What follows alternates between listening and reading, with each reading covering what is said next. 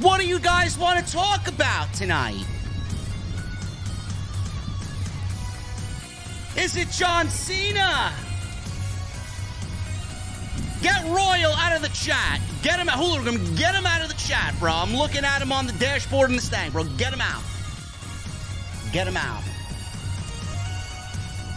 Is it John Cena? Is it Roman Reigns? Sami Zayn?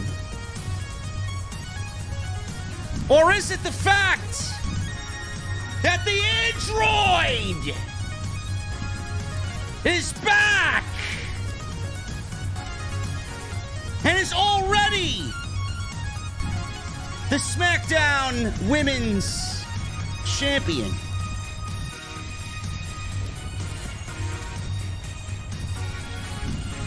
I don't know, man. Paul, what are we doing there? What are we doing over there, bro? Paul Levesque, what's going on, man? Don't let me come down to Stanford, bro. Don't let me get in the Stang and drive up I-95, bro. I know where you work. What a fucking disaster.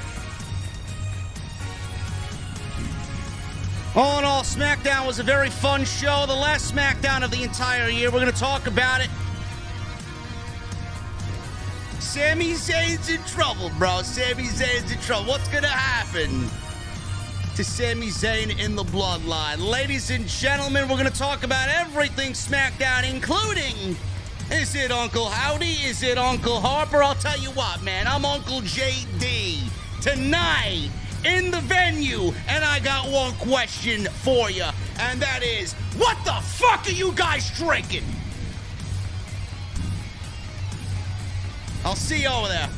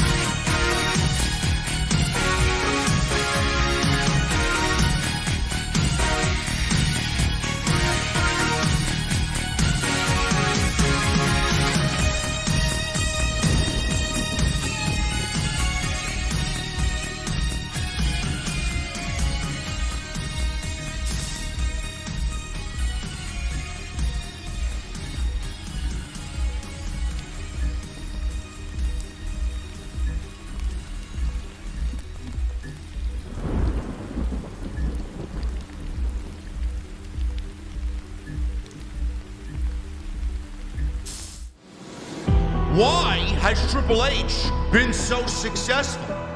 Why is Triple H running WWE better than Vince McMahon and Bruce Pritchard on Monday and Friday night? Long-term booking.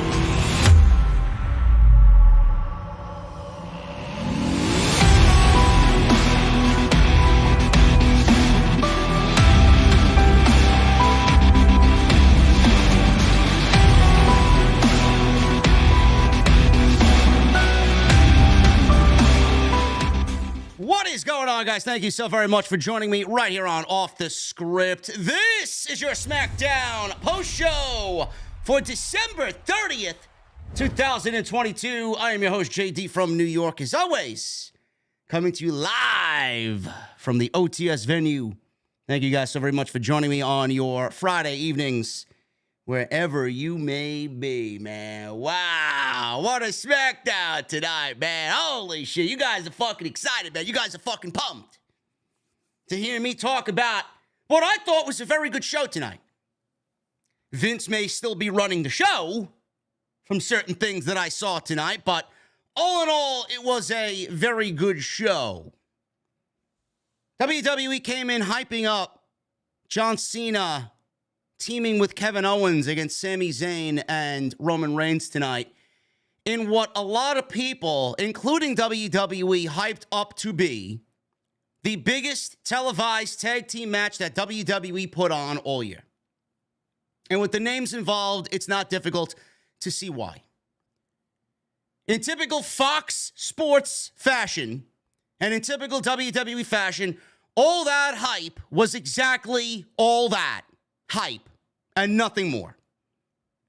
Now, I'm not going to sit here and fucking roast the entire match because I appreciate the fact that we got that level of match in the main event. I appreciate the fact that John Cena was back for one night only in WWE. That is until possibly the Royal Rumble or possibly WrestleMania, with the rumors going around that he's going one-on-one with Logan Paul at WrestleMania 39. Something that I would be avidly interested in. I appreciate John Cena being back, but you cannot do that. In that type of match, with this type of story, you can't go and put that match on in the main event and basically give us 80% of it happening in the commercial break and 20% of it just being basic one-on-one pro wrestling. John Cena got in there and basically did nothing more than his 5 moves of doom, and that was it. And then I got people saying, oh, well, John Cena's got a movie schedule. He can't really do anything else. Well, what did you expect, man? I'm sorry. John Cena actually wrestled a dark match after the fucking show was over. So why couldn't we get more than what we were given in the main event?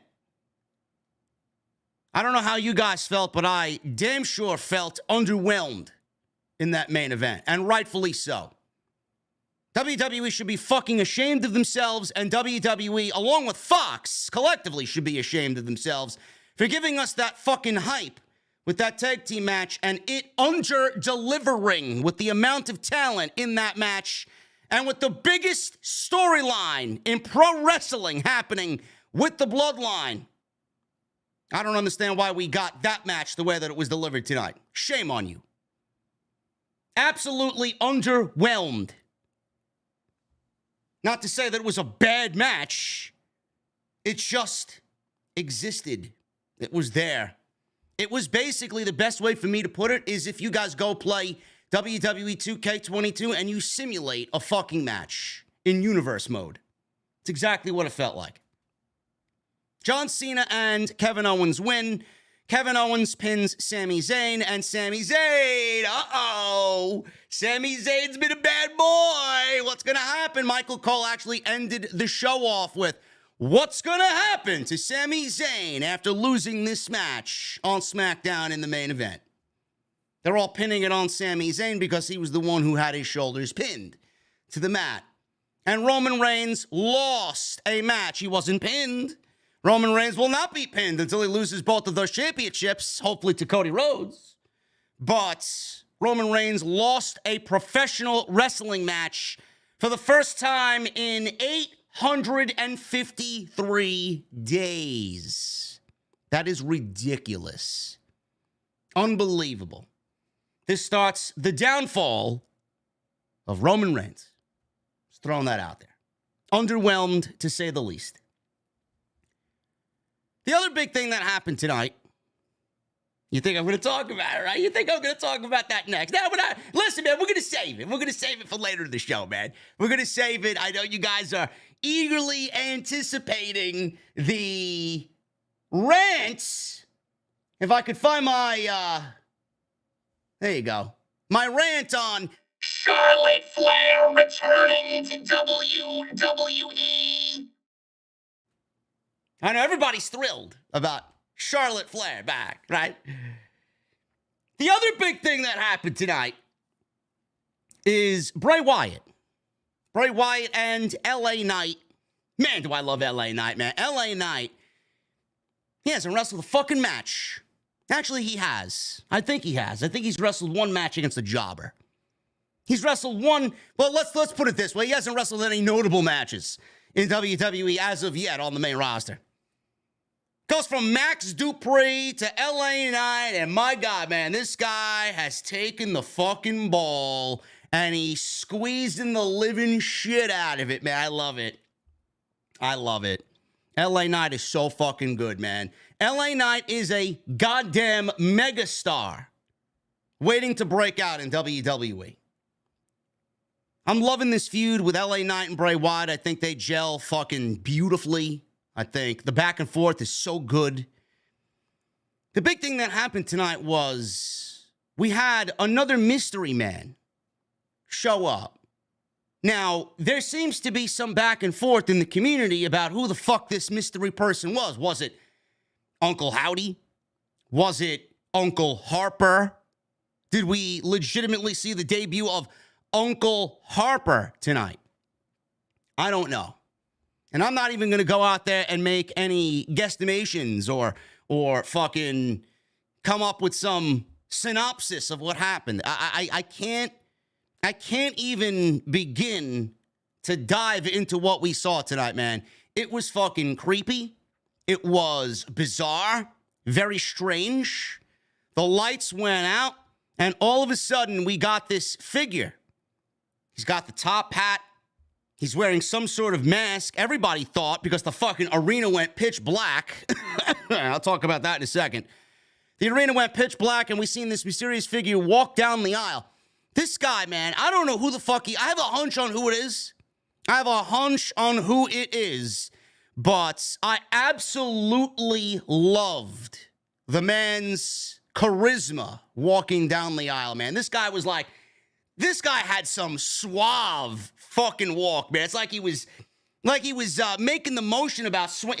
Just picture him holding a cane and he's just like fucking whistling down the sidewalk and he's swinging his cane around, right? This guy, whoever he was, man, the walk that he had down the aisle was fucking brilliant.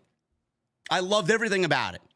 This guy gets in the ring. This guy's like fucking, he's just out there, man, snapping his, he's just fucking, he's happy to be out there, this guy, right? Creepy as fuck, but he's happy to be out there.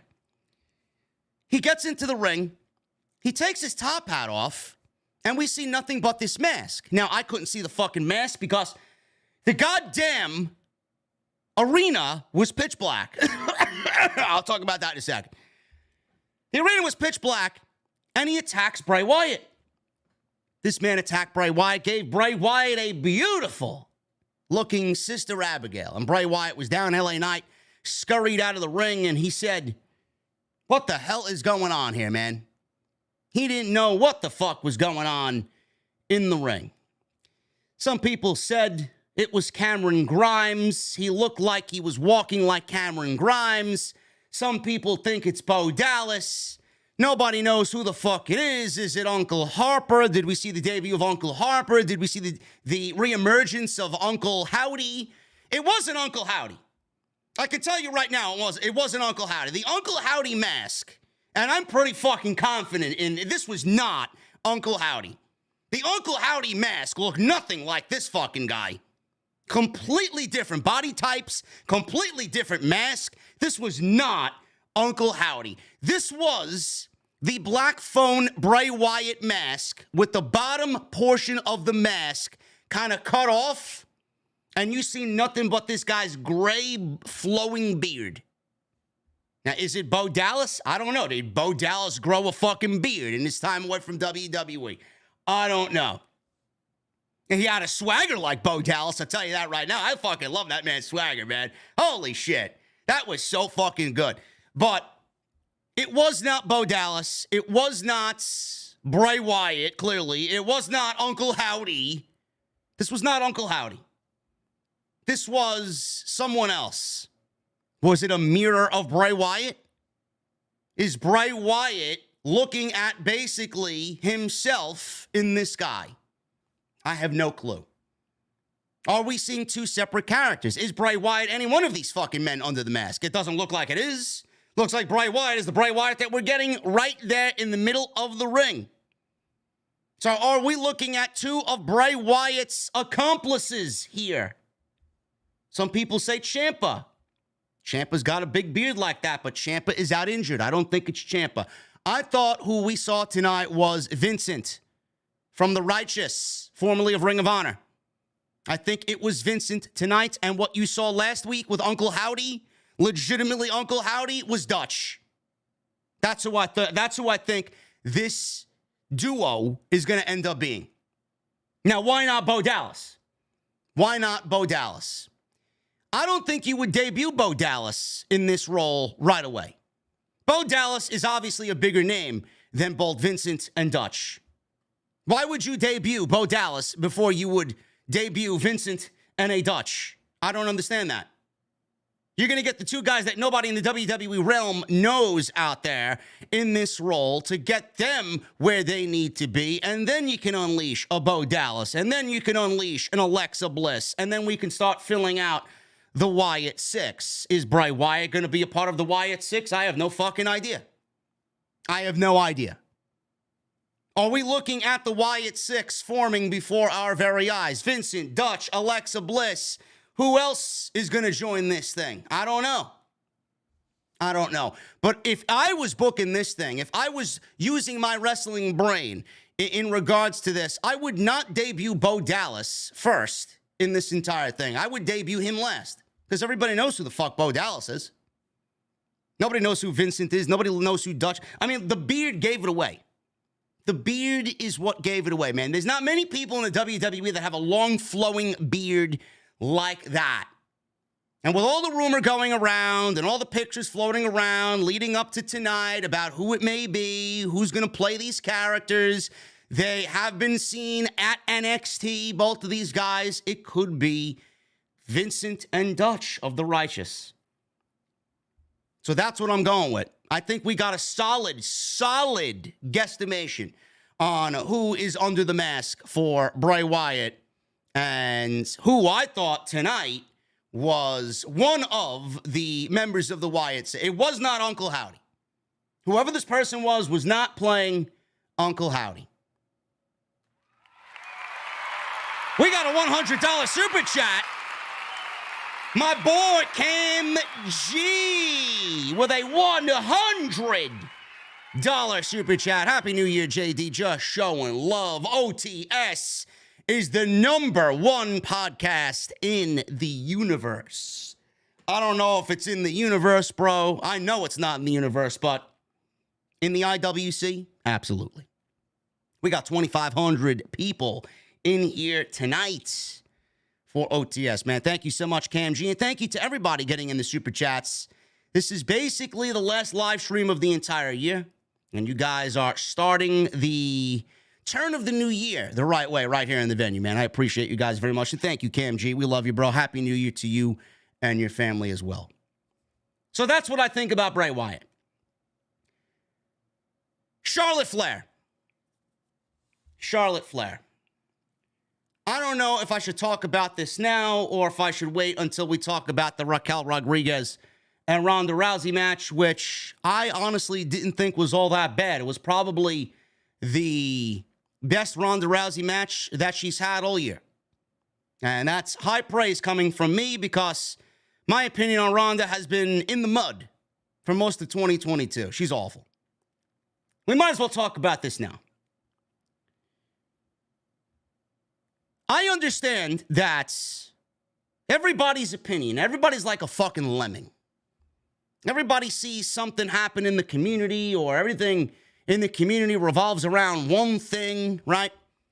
You see one person say something on Twitter during this entire thing, and then that's the narrative that they run with. Oh, but anything is better than Ronda Rousey. As long as it's not Ronda holding the championship, what difference does it make? Do I hate it? Sure. But I hate Ronda more. So you're already setting a low bar for yourself in regards to what happened here tonight because anything is better than Ronda, right? That doesn't mean it's going to be good. I don't understand why that was the narrative that you guys wanted to run with. Anything is better than Ronda. No fucking shit. The fucking bowel movement that I passed earlier this morning is better than fucking Ronda's title run. You gotta be fucking kidding me. That's the extent of the collective IWC IQ. It's better than Ronda. Thanks a lot, guys. Thanks a lot, man. Holy shit, I feel dumber for actually being on social media this evening, and I'm sure anything that you can come up with is better than Ronda Rousey. Charlotte Flair shows up tonight, new theme music, new look, right? She's got this new look to her. She looks rejuvenated. She looks every bit of the android that I remember her seeing, or remember seeing 7 months ago. Remember her being 7 months ago. Charlotte Flair's been away for 7 fucking months. 7 months. The last time we saw Charlotte was WrestleMania Backlash. That was in May. May, June, July, August, September, October, November, December. We're going into January. Literally this weekend, 2023. Charlotte shows up and she challenges Ronda Rousey for the SmackDown Women's Championship. 7 months gone. She challenges for the SmackDown Women's Championship, and Ronda, like a dumbass, says, I'm in a spicy mood tonight. Why not? Let's do it. Match ends in about 90 seconds. Charlotte Flair pins Ronda Rousey off of a spear, and Charlotte wins. What title reign is this? What is this, her fucking 18th title reign? Wins the title. Tampa like a bunch of casual geeks cheering over this shit. Charlotte is the new WWE SmackDown Women's Champion. But it's better than Ronda. It's better than Ronda, says the low IQ Mark online. Great. Good thing you don't have a fucking podcast. The more things change, the more they stay the same. Now you know why Sasha Banks booked her fucking flight to Japan and opted to stay away from this dumpster fire known as the SmackDown Women's Division. Can you imagine Sasha Banks going back to WWE and having this happen on the fucking brand that she comes back to? This is change. I don't see anybody advocating for change in the SmackDown Women's Division. You consider this fucking change? Your change is, oh, it's better than Ronda. That's the fucking change you asked for? That's the change that you're gonna sit there and tuck your fucking balls in between your legs? That's the change that you're asking for? That's the change that you're gonna be content with going into 2023? Women's wrestling is dead on SmackDown.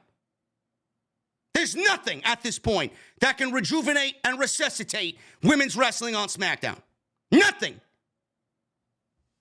We complain about this every single fucking time she's back. It's a running gag at this point. Oh, she comes back and on day one, she's in a title match. Or day one, a title feud. There's no coming back and fighting from behind. In Charlotte Flair's world, she's given everything that she wants.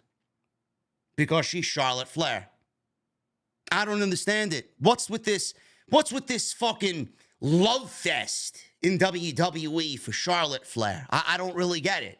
I don't really get it. You know, Charlotte Flair's 37 years old, going on 37. 37 years old and is a 15-time world champion. She's been running the same gimmick and the same gag for how long now? 7 fucking years. 37 years old! Charlotte Flair is not the answer to the SmackDown Women's Division. But Sasha Banks has peaked, right? 30-year-old Mercedes Varnado peaked in WWE. Give me a motherfucking break. You gotta be fucking kidding me. Charlotte Flair hasn't peaked though, right? This gimmick of coming back and winning championships and making it a fucking meme and shitting on the IWC and shitting on the marks and making creative decisions to fuck the marks online, right? Now, this gag hasn't run its course yet, right?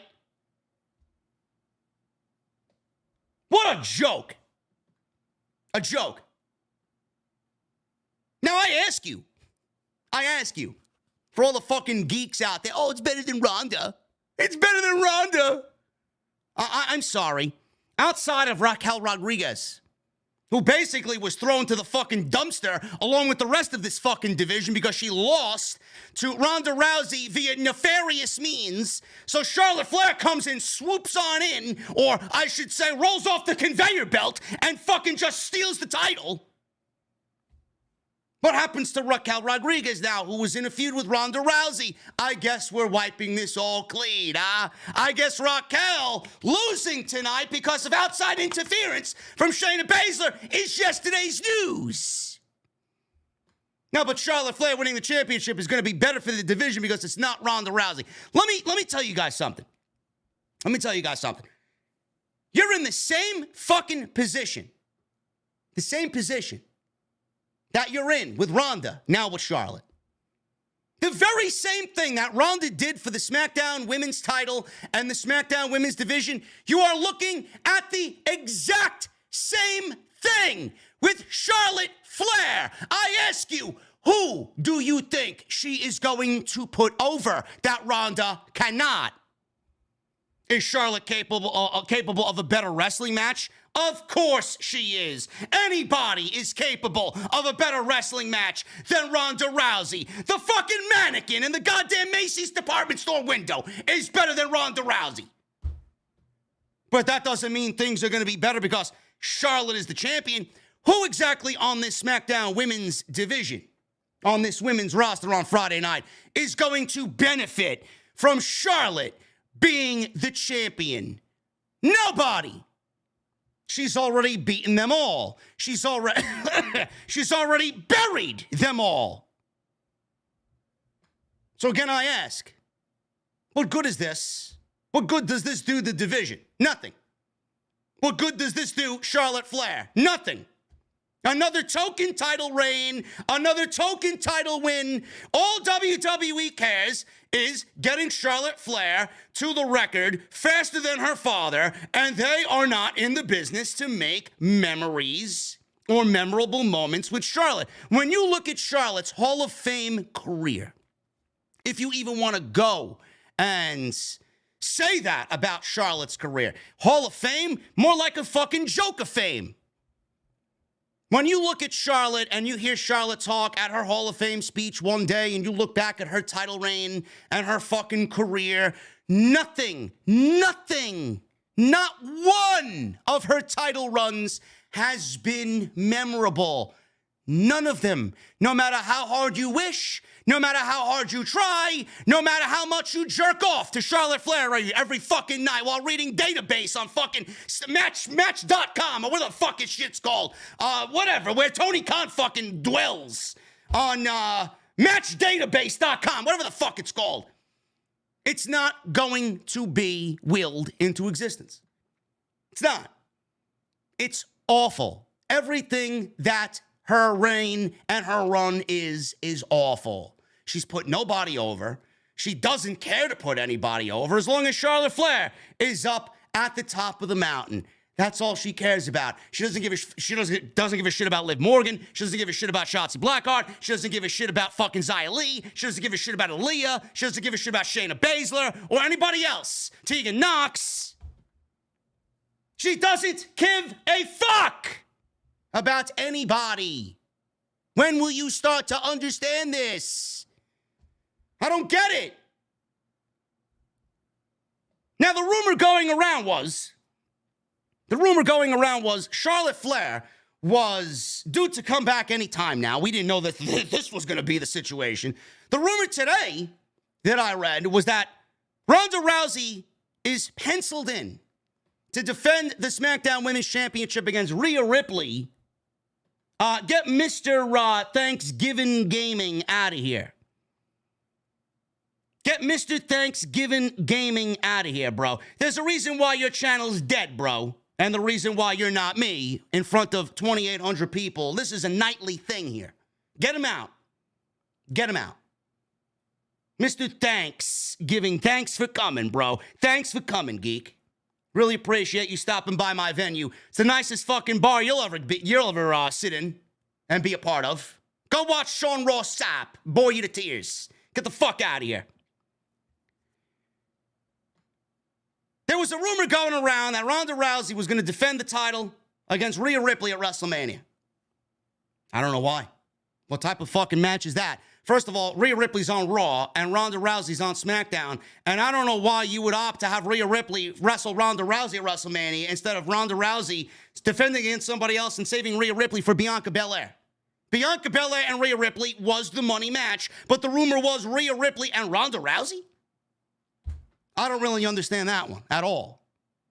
Like, what are we doing there with that rule? Clearly, that's not happening. Now, I can't see Charlotte Flair losing the fucking title. I mean, if she loses the fucking title before WrestleMania, man, I'd be fucking shocked. I'd be shocked. The other thing that I have a problem with, is she comes in after 7 months being away, asks for a championship match, and then gets it and wins it. She didn't have a contract for a title match. She didn't have a Money in the Bank briefcase for a championship match. She shows up thinking that she's Charlotte Flair, and she gets a championship match because Ronda Rousey's dumb enough to say yes. Ronda could have easily said no. Shayna Baszler was pleading with her to say no. Do any of you geeks realize that what Charlotte Flair did basically absolutely took a steaming diarrhea all over Liv Morgan and her Money in the Bank championship win? It basically made Liv Morgan's championship cash-in on Ronda Rousey look absolutely fucking pathetic and useless and made it a waste of time. Because Liv Morgan had a championship briefcase. She had a guaranteed championship match after she won Money in the Bank. She beat Ronda Rousey. Charlotte Flair basically is greater than Money in the Bank and greater than Liv Morgan because Charlotte Flair didn't have to win a ladder match, didn't have to win a briefcase, and didn't have to cash in anything. She shows up. Nobody's complaining about that though, right? Everything has a trickle-down effect. The things you do in July, and you do this, make everything you did in July look like fucking amateur hour. There's no continuity. There's no rhyme or reason. Charlotte made Liv Morgan mid-Morgan with what she did tonight. I'm sure Charlotte Flair's happy about that, right? Guarantee she doesn't get one single fuck. What an absolute fucking disgrace. A joke. They made the women's division tonight a fucking joke. It was already a joke. Now you know why Sasha Banks is at Wrestle Kingdom 17 on Wednesday and opted to fucking skip this dumpster fire known as SmackDown. Need a fucking break with this shit. Sasha is at her peak. At 30 years old. Who's Charlotte Flair? Who's Charlotte Flair gonna put over in that women's division, man? There's nobody else. She buried everybody. Now, unless they're gonna do Raquel Rodriguez versus Charlotte Flair at WrestleMania and Rhea Ripley versus Bianca Belair, I don't know what the fuck we're doing. I don't know. But this Charlotte Flair love fest on Friday night, man, that shit's got to come to a fucking end. It's got to come to an end, man. That shit is awful. This shit sucks. She doesn't deserve any of what happened tonight. People work their ass off to be featured on television. She shows up and she gets granted a title match for being away for 7 fucking months. 7 months. And people are actually praising this. Oh, anything is better than Ronda. No. No, it's not. You thought Ronda was bad. I can't wait till all you people are actually looking at me saying, oh, JD's right again. The SmackDown Women's Division is boring with Charlotte Flair as its world champion. Once again, while she buries half the fucking roster and puts nobody over and helps get nobody where they need to be. Great job. Great job. It's the last I'll talk about that tonight. I got everything I wanted to say out there for you guys there. Hopefully it was worth it.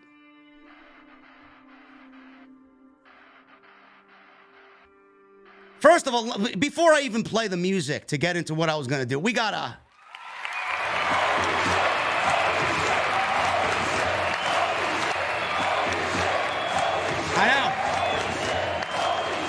I know. Raging Girl Gamer with a $150 super chat. Oh, my goodness. We love Rage. We love Rage in the OTS venue. She may drink a little bit too much at the bar while she's watching the podcast, but we love Rage. With her, Charlotte Flair is the greatest, and Omos deserves to be world champion. Rage, I'm going to need to flag you when those types of comments are being hurled at me, okay? But we love Rage, man. Thank you so much for the $150 super chat. You guys are killing it tonight. Keep up that energy, man. I want to see that energy continue tonight. I appreciate you guys very much. And thank you for being here on Off the Script. Awesome stuff yet to come. Man, the new year is fast approaching. Tomorrow night, actually. Tomorrow night. And I have been posting on Twitter, leaving you guys polls on who is the best wrestler of the year, what is the best pay-per-view of the year, what is the best feud of the year, tag team of the year, women's wrestler of the year, so on and so forth. I'm gathering all this information, man. And my VIPs, my channel members, are legitimately voting on everything right now on YouTube. So if you guys want to be a part of the first ever OTS Awards, make sure you guys become a channel member. Hit that join button down below, become a VIP. Right here in the OTS venue, you guys can have a final say on what you think about the end of the year awards for 2022, man. Probably gonna do a big live stream for it. That's what I hope to do, man. So we'll see what happens with that. We are chugging along with some of the polls and some of the questions, man. A couple more questions to go out later this weekend. Should be good, man. Follow me on social media at JDfromNY206. That's Twitter, Instagram, TikTok, and Cameo. Thank you for all the love on Cameo. Thank you for all the love on Twitter as well. 43,000 followers on Twitter. Awesome. We are 400 away from 140,000 on YouTube. Make sure you guys hit that subscribe button down below. Turn on the bell for notifications. I'm going to need everybody to hit that thumbs up. I mean, after that Charlotte Flair rant, I think everybody should be hitting that thumbs up. I mean, we got 2,700 people in here, man. We need 1,000 likes minimum. Hit that thumbs up. Help us look good in front of the algorithm gods on YouTube. Go check out all the videos that you might have missed on the channel. Tons of YouTube shorts. We did an extra yesterday on Dragon Lee. We were live for AEW Dynamite New Year's Smash. Live for Monday Night Raw. There was an extra on WrestleMania plans with The Rock. Tons of stuff, man. Go check it all out on the homepage. And tonight's show is sponsored by my great friends over at Manscaped. Celebrate the new year and ring the new year in right with Manscaped. Code SCRIPT20 at checkout for 20% off and free shipping. That is manscaped.com. I want to thank them for being a great friend and a great sponsor right here on Off the Script.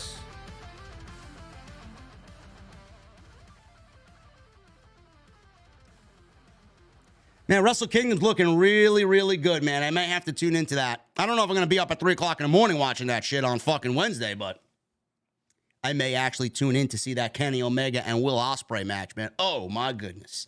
You know that match is going to be a fucking banger. Legitimately. There's no way that it cannot be. It's going to be great. SmackDown.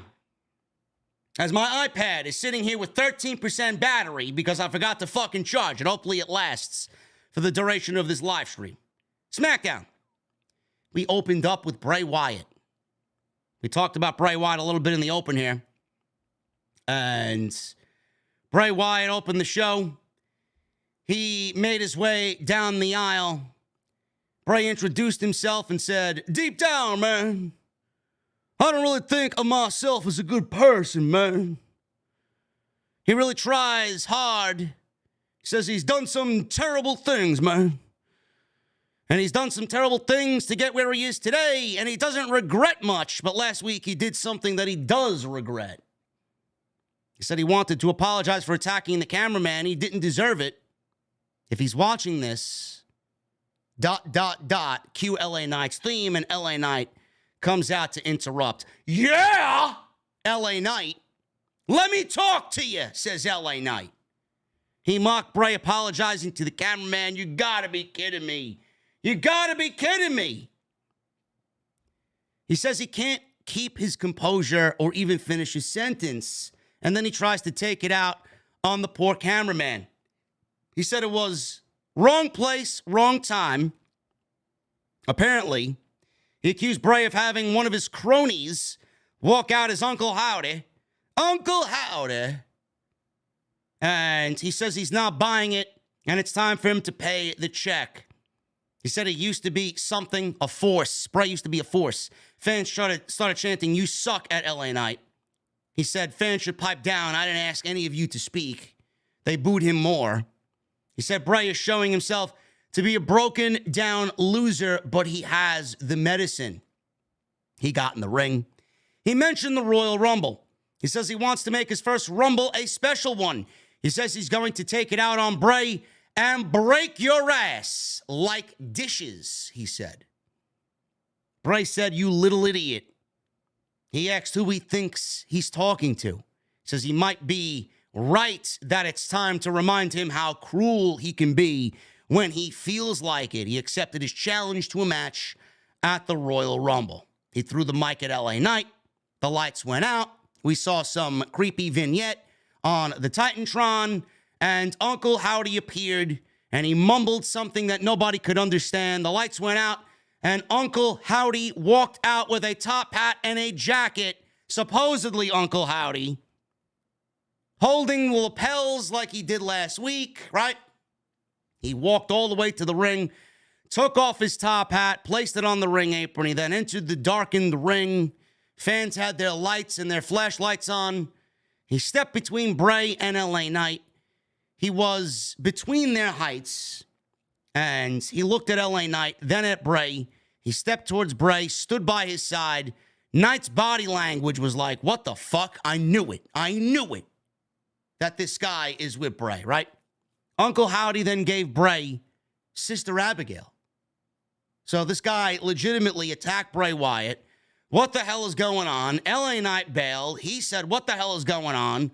Uncle Howdy rolled out of the ring, put his top hat back on, and walked up the aisleway, kind of swinging his hand like he's swinging a cane, and he's like skipping to the beat, you know?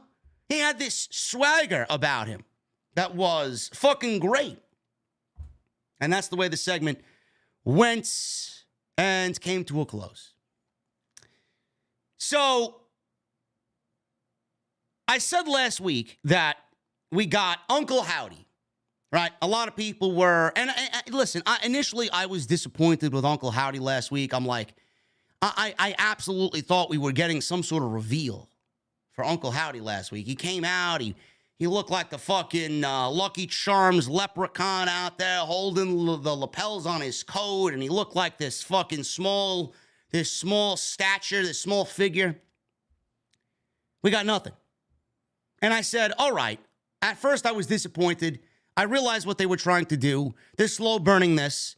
But we did get one huge question answered last week, and that was, well, now we know Uncle Howdy is not Bray Wyatt. We didn't get a reveal as to who Uncle Howdy is, but at least we know now that Uncle Howdy is not Bray Wyatt. So who the fuck is it? So who is it? Then we get this week. I'm like, we're definitely getting a reveal. As soon as he started walking down the aisle, I said, we're definitely he got into the ring. I'm like, yep, we're getting a reveal. We're getting a reveal. This guy's going to take his mask off. I thought the lights were going to come back on and we were going to get a reveal. We didn't get a reveal. But we also did not get Uncle Howdy. Or maybe we did get Uncle Howdy and he was wearing the fucking mask that Bray supposedly is wearing. Maybe it was Uncle Howdy, but with a different mask. I don't think it was Uncle Howdy. I thought it was somebody else completely. This looked like Bray. It wasn't the Uncle Howdy mask, I'll tell you that right now. It was Bray Wyatt's black phone mask.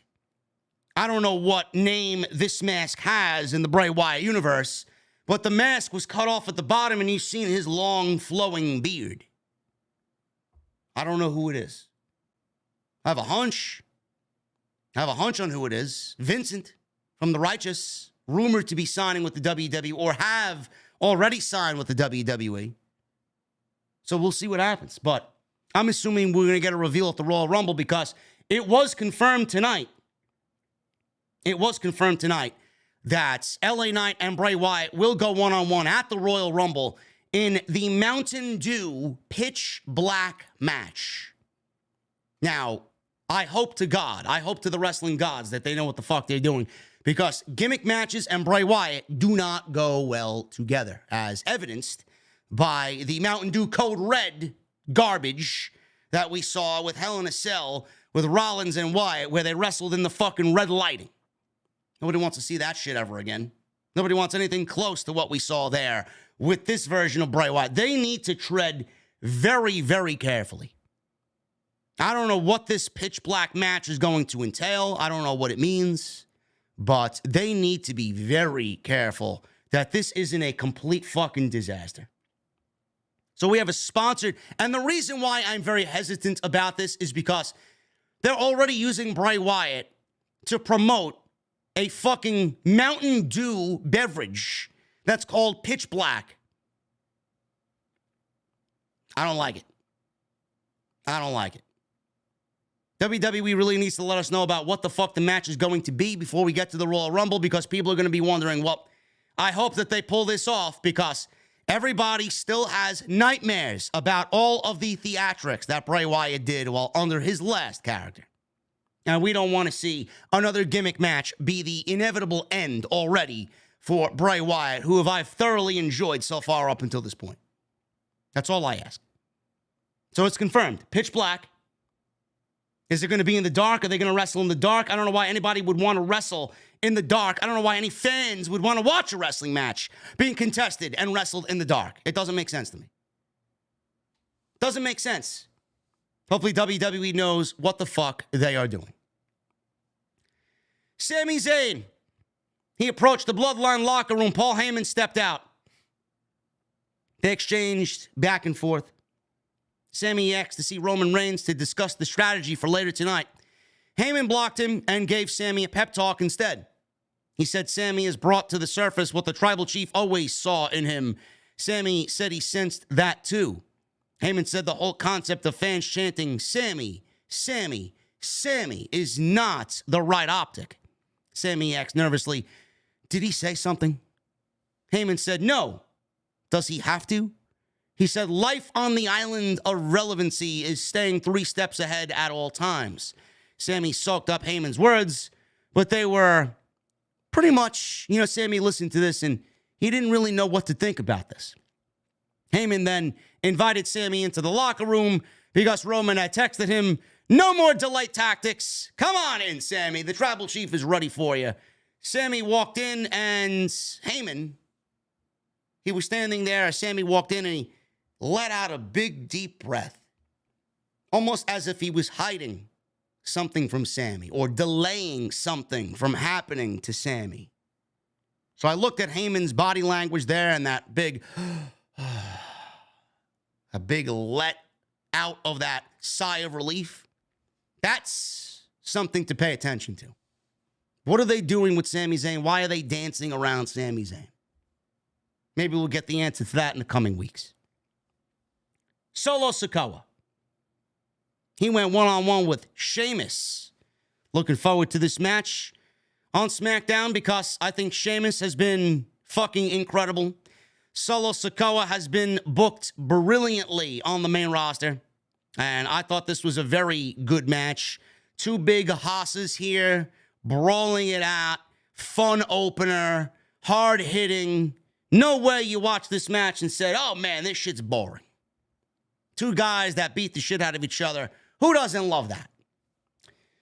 So, Sikoa and Sheamus traded hard shots right at the top. Sheamus rocked Sikoa with some stiff forearms, sent him to ringside with a clothesline. Sikoa, he was getting very angry. He lost his temper, grabbed the chair. Uso stopped him. Sikoa got back in the ring. He took over on Sheamus, and he hit Sheamus with the Umaga Splash. Slowed the pace down with the chin lock, right? The chin lock. Everybody slows the match down with the chin lock. Sheamus broke free. Sikoa comes back with a Samoan drop. Sheamus took it to Sikoa with a clothesline. He regained control. Sikoa, he ate a big kick from Sheamus. And Sheamus came back with a tilt-a-whirl backbreaker.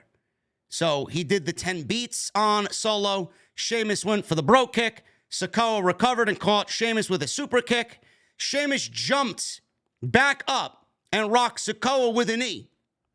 Sheamus locked on a Texas Cloverleaf. Jay caused a distraction on the outside.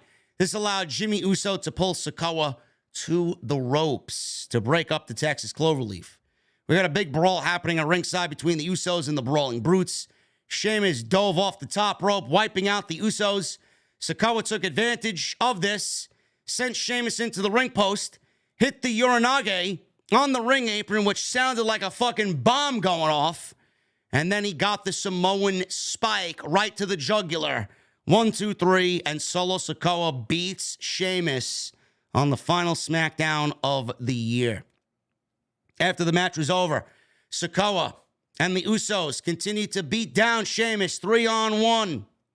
They put a steel chair around Sheamus's neck, placed him in the corner. They were going to do what they did to Matt Riddle, to Sheamus. Drew McIntyre's music played.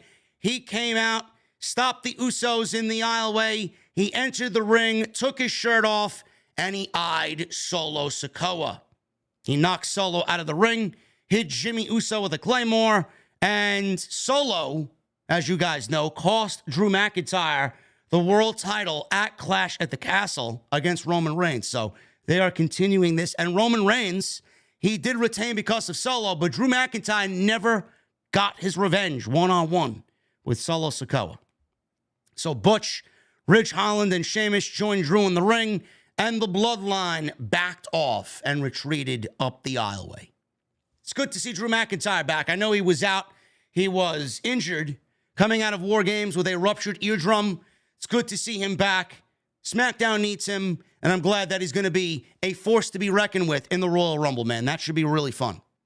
So I'm very interested to see what they do with Drew McIntyre going into the Rumble and into WrestleMania season. And it looks like we are still continuing, for now, the Brutes and the Bloodline, hopefully before Sheamus goes on and challenges Gunther for the Intercontinental Championship. Ronda Rousey. She went one-on-one with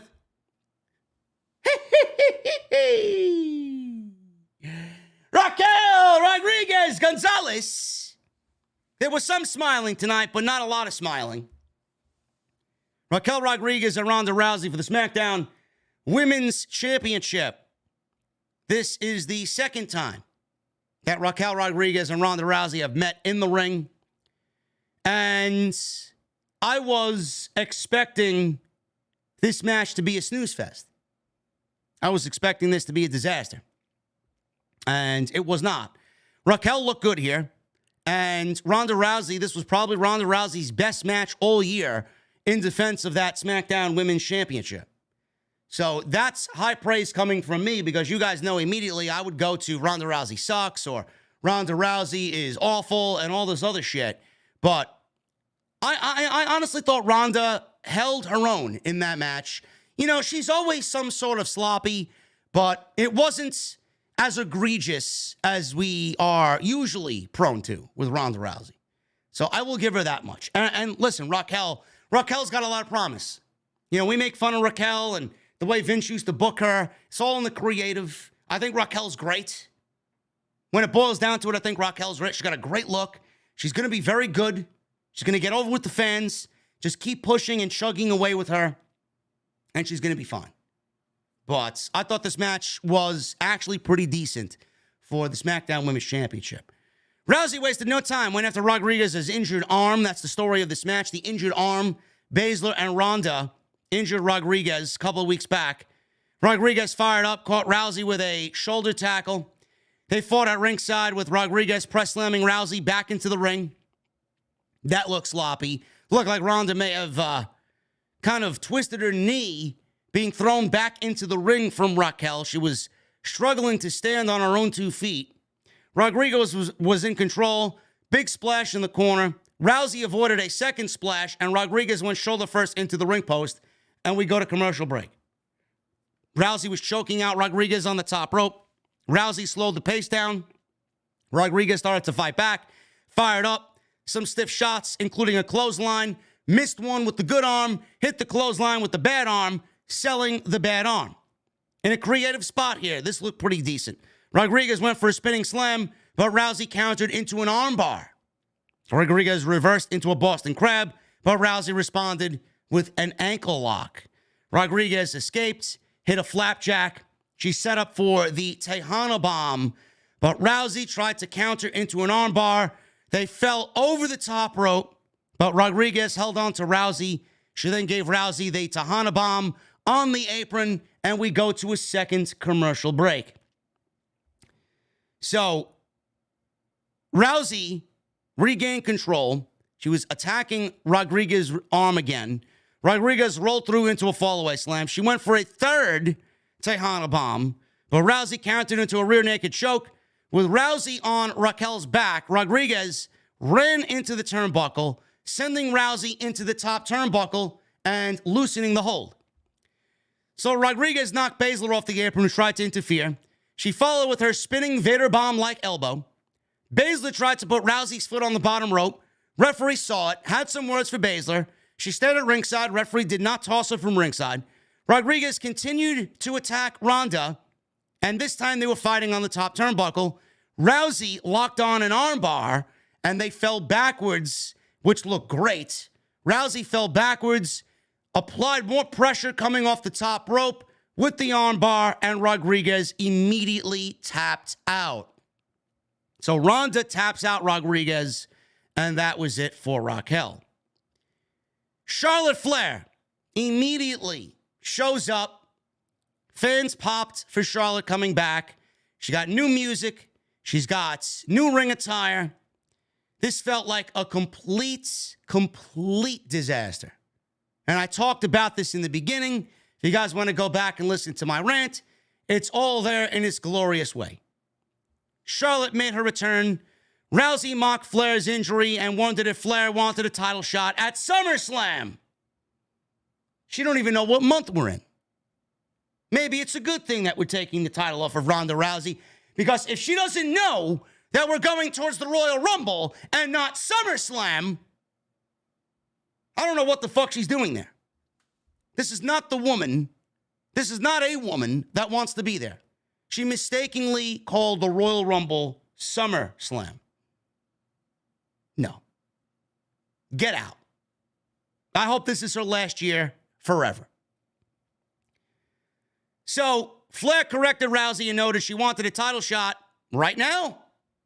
Right now. Rousey agreed. She says, I'm feeling spicy tonight. Baszler tried to talk Rousey out of the match. She said no. Flair mocked Rousey with a boot. Rocked Rousey with a boot. Near fall. Knocked Baszler off the ring apron. Flair went for a spear. Rousey countered the spear into an armbar. Flair rolled her up, holding onto the tights for the win. Charlotte Flair is the new SmackDown Women's Champion. Everything about this was awful. Everything about it was awful. It was nonsensical. How everything just came to be was completely nonsensical. Will it make headlines for WWE? Absolutely. It's exactly what they wanted to do. The last SmackDown of the year, it's going to make headlines everywhere. It's going to get people like me on their fucking podcasts, on their live streams, talking about it, right? We got more people than normal on a Friday night because of what happened on this show, this being one of the things that happened on this show. They wanted to make a big impact with Charlotte coming back. Fine. I get it. Anything is better than Ronda. I get it. But that doesn't make it right. That doesn't make it creative. That doesn't make it good. We are right back to where we were. It's almost as if Charlotte Flair was not gone for 7 months. The more things change, the more they stay the same. One of my favorite heavy metal albums from Machine Head. The more things change, the more they stay the same. Nothing has changed in WWE when it comes to Charlotte Flair, and nothing will change with Charlotte Flair as SmackDown Women's Champion. If you are expecting some renaissance in the women's division, you are in for a rude awakening. This was fucking awful. Rousey and Rodriguez had a decent match. Am I clamoring for the Ronda and Charlotte Flair match? No, I'm not. The last time we saw them, it fucking blew dick. And we're going to see it again now because she rolled Ronda up by holding the tights. Give me a fucking break. Let's go back to SummerSlam, where it was actually fun, where Charlotte wasn't on TV. I wish Ronda was correct in that assessment. I wish we were back at SummerSlam. Charlotte sucks. This sucks. SmackDown Women's Division sucks. The division is a fucking fail. And this is not going to do any better than what Ronda did.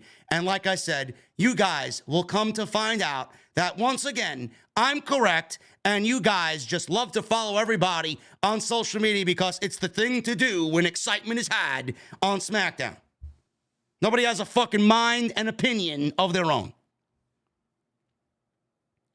Sami Zayn and Roman Reigns were in the back sharing a laugh. Sami asked if it bothers him that fans were chanting his name last week. Reigns paused and said, "Of course not." He gave a little bit of a long-winded answer there, but of course not. Reigns praised Sami for his conviction, for his words. He says, if his actions match those words tonight, we don't have to do anything. Those actions didn't match those words because Sami lost. So now we're going to have a problem. Jimmy high-fived Sami. Jay applauded. Solo was in the background, arms crossed. No expression on Solo's face. So, coming out of that, we go back to Michael Cole and Wade Barrett, and they threw us to a clip of Dominic and Rhea Ripley showing up at his grandfather's house for Christmas, uninvited. So, Rey Mysterio and his wife were very angry because Dominic showed up with Rhea Ripley. And this led to Rey's wife slapping Rhea Ripley in the face, who freaked out, and Rey called the police to arrest Dominic. So Rey Mysterio legitimately called the police to arrest his son Dominic on Christmas, and they put Dominic in the back of a police vehicle, and he told Rhea Ripley that he won't survive in prison, and that was the way the segment came to a close. If this is not leading to a Rey Mysterio and Dominic match at WrestleMania, I don't know what the fuck we are doing. Kofi Kingston and Xavier Woods, they were clowning around with, my voice is a little shot. Xavier Woods and Kofi Kingston were clowning around backstage with Hero.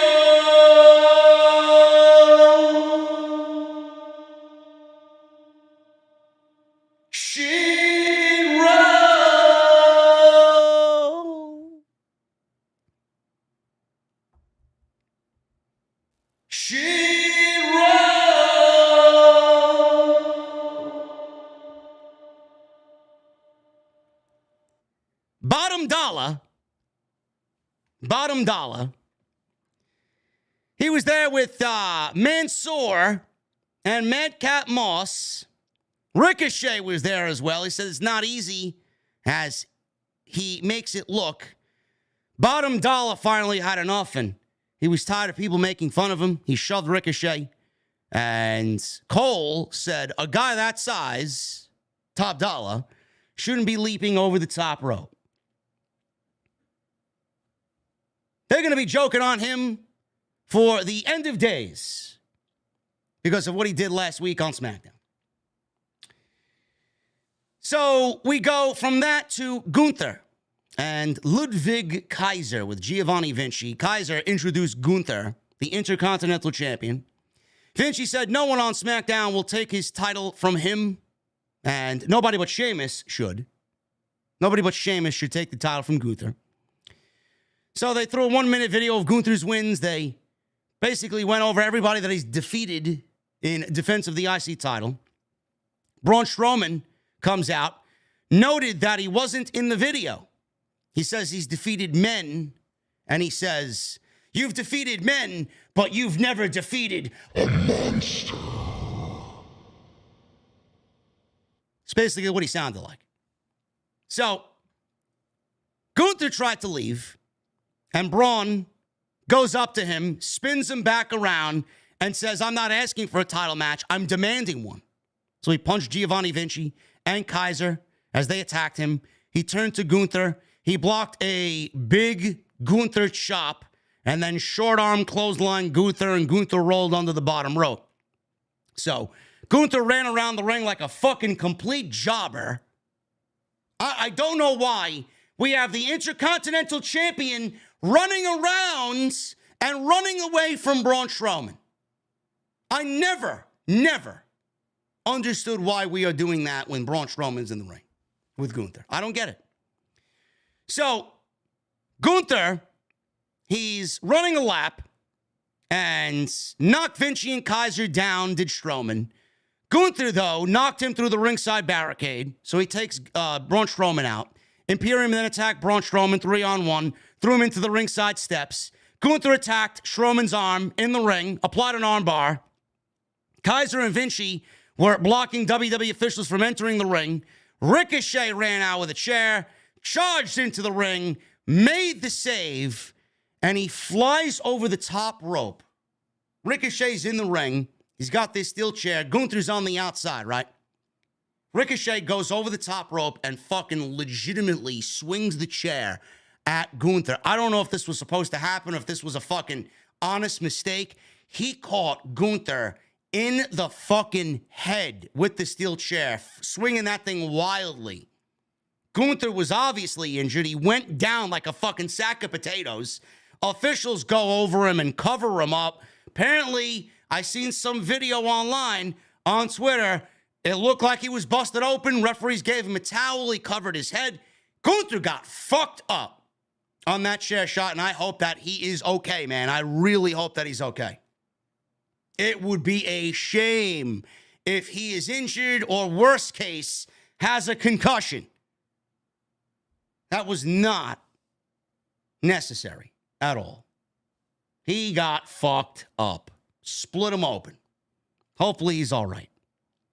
Braun Strowman and Gunther is booked from 2 weeks from now on SmackDown, and that is going to be a great IC title match. Another notch in the belt of Gunther. Should be good. Kevin Owens, he made his ring entrance first, and Michael Cole said Owens started his WWE career battling John Cena, and now he ends 2022 teaming with John Cena. He also mentioned he fought Stone Cold Steve Austin at WrestleMania. So, listen, man, KO has had a great year. Can't take that away from him. Cena made his ring entrance. Cena had a very bad-looking haircut. Cena is going bald. I should be the last to say that because so am I. At least I have a full head of hair. So, Cena and Owens are out there. Bloodline, they came out. And Sami's still wearing his honorary Uce t-shirt. So they take their time, and I'm looking at the clock, and I'm like, they're not leaving much time for this at all. Zigzag. Braun Strowman is not defeating Gunther. Where the fuck are you, and where have you been, bro? What if Braun Strowman beats Gunther? What are you, fucking on drugs? Nobody's beating Gunther. Unless it's Sheamus. Why would you want that to happen? We're continuing the Gunther IC title domination. Braun Strowman has no business being anywhere near an Intercontinental title. Fuck out of here, man. Bloodline took forever to get out there. This match, I looked at the clock. I'm like, Jesus fucking Christ, they're not leaving enough time for this. Oh my God, the greatest tag team match of the year. We were left with zero time for this thing. So, underwhelmed is what I was. 10 minutes, barely, this match went. So, Zayn and Owens started off. Zayn had the early advantage here with a side headlock. Owens fought back with a senton, dropped him on the top rope. Owens gave Sami Zayn a bloody nose because of this top rope move. So Zayn came up with a bloody nose. Reigns wasn't impressed. He put his hand out. He tagged in. And Reigns went after Owens. So Reigns tagged in. Fans erupted. We want Cena. We want Cena. Owens considered tagging in Cena. Reigns and Owens wrestled, and Cena did not make it into the match until the ending of the match. Bloodline was in control. They dominated and isolated Owens on their side of the ring. He fought back and took it to Zayn with a clothesline. Owens tried to tag Cena in, but Reigns pulled him off the apron. Zayn followed with a haluva kick on John Cena on the apron. Knocked him down. Owens countered the haluva kick with a super kick of his own. Owens went to his corner. Cena was still down. He rocked Zayn with a second super kick and a pop-up powerbomb. He goes for a near fall. Only gets a 2 count on Sami Zayn. Reigns tagged in. He went for a Superman punch on Kevin Owens. Owens recovered and rocked Reigns with a super kick. He followed with a frog splash for a near fall. Reigns countered the pop-up powerbomb with a Superman punch. Reigns missed a spear. Owens tagged in Cena. Crowd goes crazy. Cena ran wild on Zayn and Reigns. Cena gave him the suplex. Zayn. And then he gave one to Roman Reigns. And then they did a double 5-knuckle shuffle on Zayn and Reigns. Cena hit an attitude adjustment on Reigns to take him out. He rolled out of the match. Owens hit a stunner on Sami Zayn, and that was enough for the win. 1, 2, 3. John Cena and Kevin Owens beats Roman Reigns and Sami Zayn, and Sami Zayn was pinned by Kevin Owens. That was it. That was it. Michael Cole asks, that SmackDown went off the air. What is going to happen because of this to Sami Zayn? What is going to happen to Sami Zayn because he lost this match? One has to wonder. Next week, it's the Usos defending their titles against Drew McIntyre and Sheamus, which was going to be one of the matches until Drew McIntyre got hurt. So they're doing that match next week. And Ricochet goes one-on-one with, this is something that I want to complain about as well. This is going to be my last critique of the night. Next week, we got Ricochet and Top Dollar in a Royal Rumble qualifying match. You know, the stupidity of the IWC is mind-boggling to me. I put on social media, why are we getting Royal Rumble qualifying matches if we've already had people like Kofi Kingston announce that he's already in the Royal Rumble? Kofi Kingston has already announced himself as one of the 30 participants for the Royal Rumble. Yet we got Ricochet and Top Dollar trying to qualify for a Royal Rumble. Why? Why? Who asked for qualifying matches for the Royal Rumble? So one guy says, okay, I'm going to be in. Doesn't have to qualify. But one of these two guys has to qualify to be in the Royal Rumble. Why? The only time I want to see qualifying matches is for entry into a tournament, like a King of the Ring, or entry into a Money in the Bank ladder match, right? Why do we need qualifying matches for a 30-man Royal Rumble?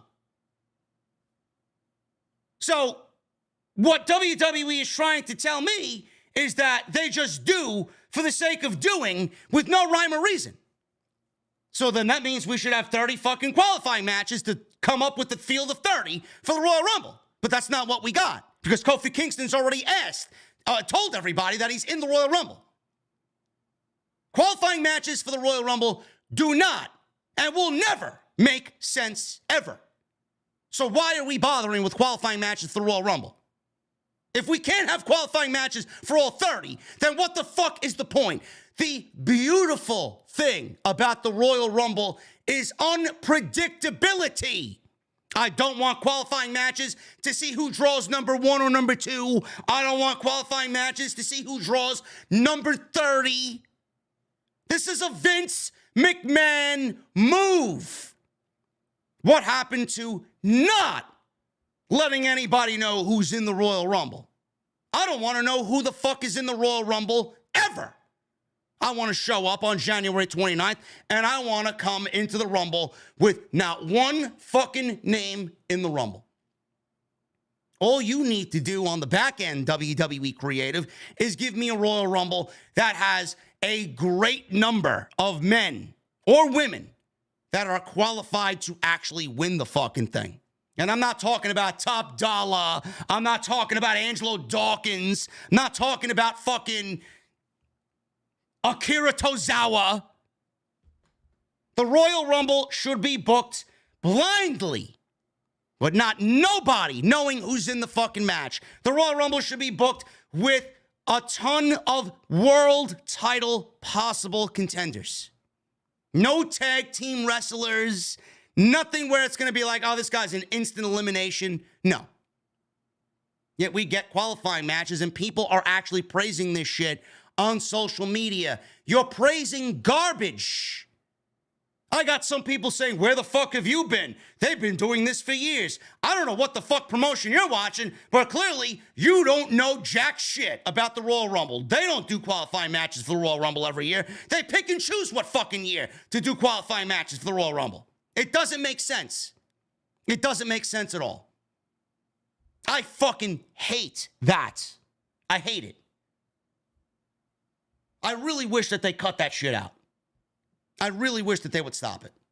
The only time we need qualifying matches is for a King of the Ring or a Money in the Bank ladder match. That's it. Qualifying matches for the Royal Rumble do not make any sense at all. At all. I'm sorry. That shit sucks. Anyway, we're going to get into the Super Chats, guys, because that is all that I have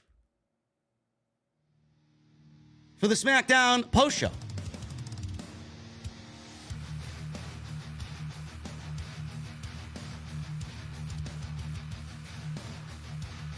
Thank you guys for hanging out with me tonight, man. Had a fun time tonight, man. I really did. Hopefully you guys enjoyed that Charlotte Flair rant.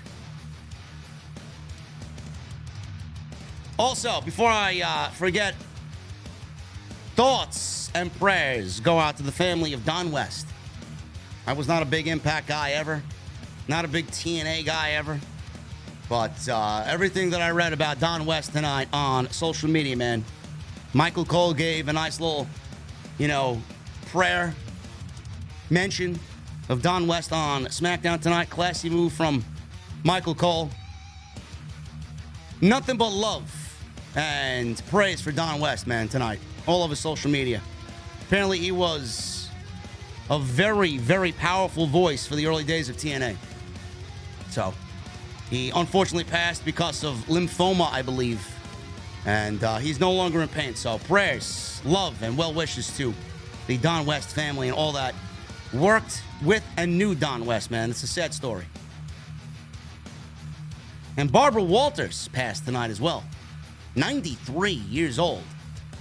Barbara Walters, man. I hope I hope I live to 93. It's a long fucking time.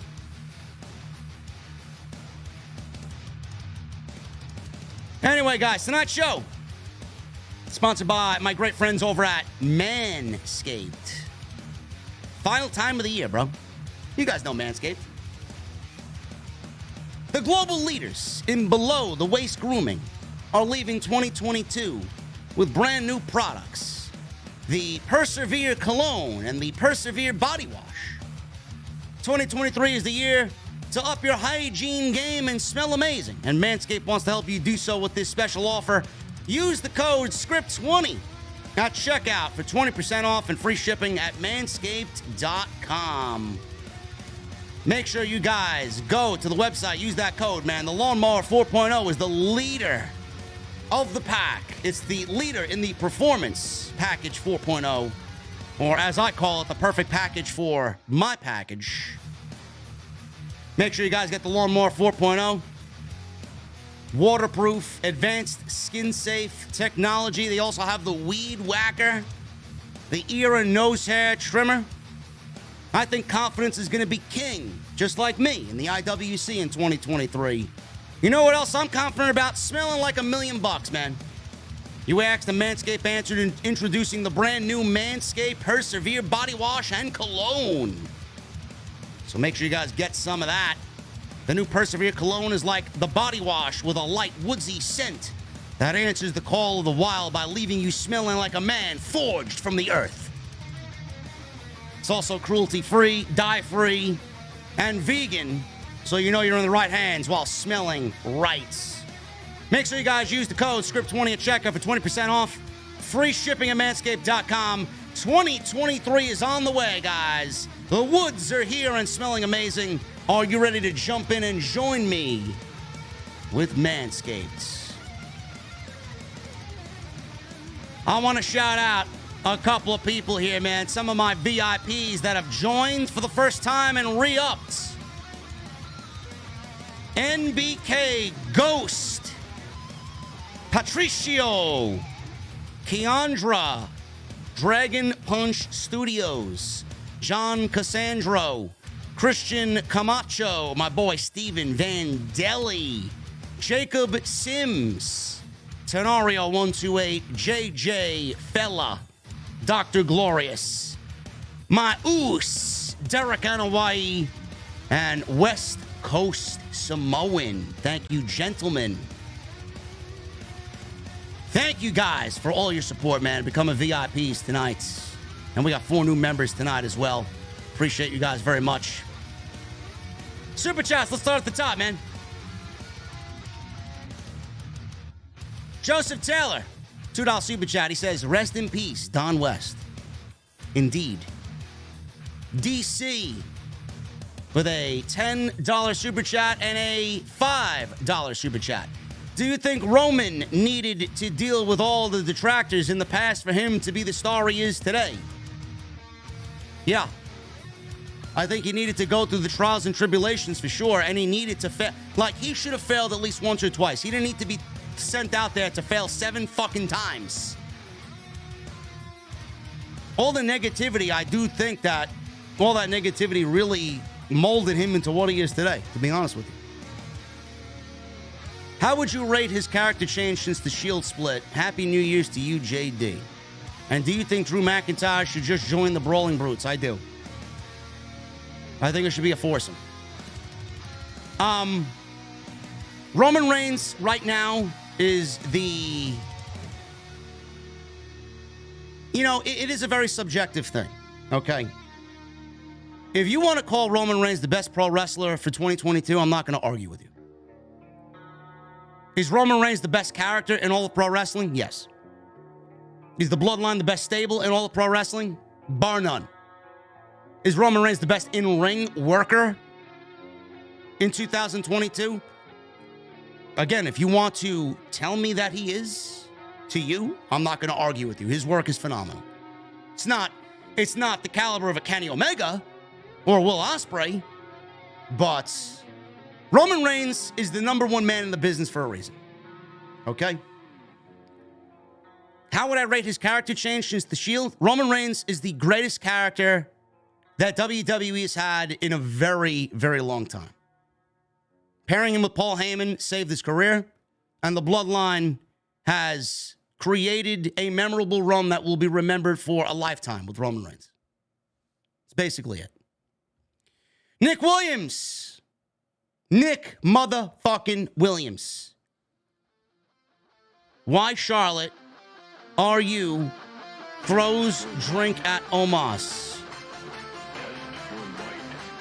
Nick, I don't know, brother. I don't know, man.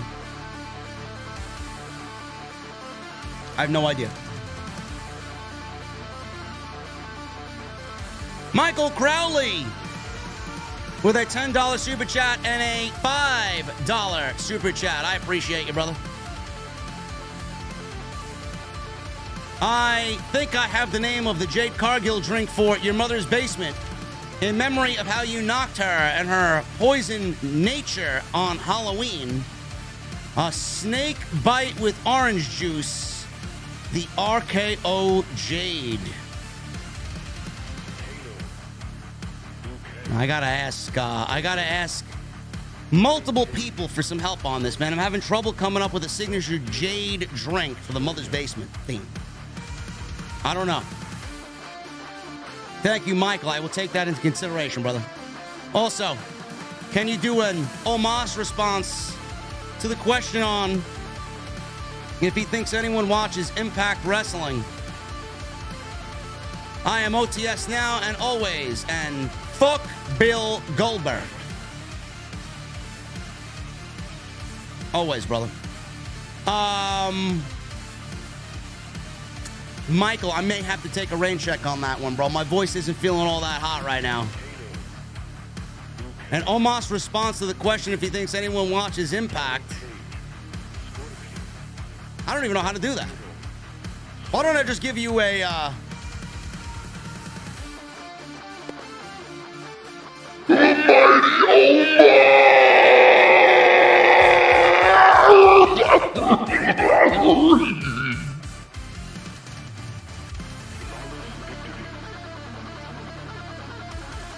Derek Anawahi with a $5 super chat. Here's another one. Oos. Thank you, brother.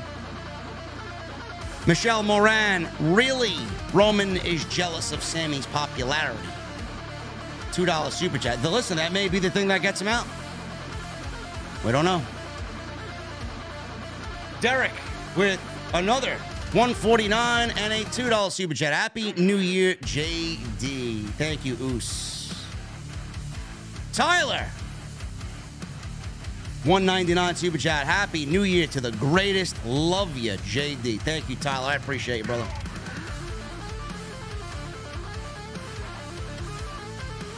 JP 5150 with a $5 super chat. JD, I know I'm not the only one who had a laughing fit the instant the android Charlotte Flair returned. Man, damn you, Paul. You screwed up huge. Get her out.